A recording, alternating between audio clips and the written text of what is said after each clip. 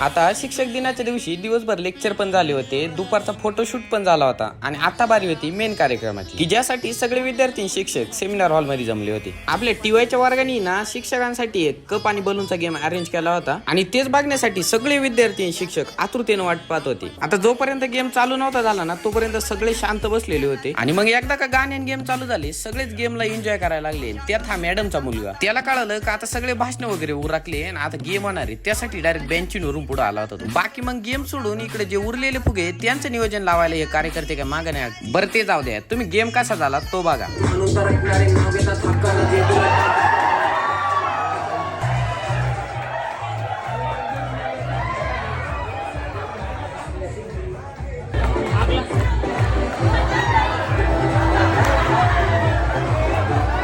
आता इकडे प्रत्येक शिक्षकांचे 3-3चे गट केले होते आणि त्यांच्यामध्ये कॉम्पिटिशन लावून दिलं होतं आणि जसे जसे शिक्षक एलिमिनेट होत जायचे तसे त्याच्या पोरांचे आवाज पण वाढत जायचे.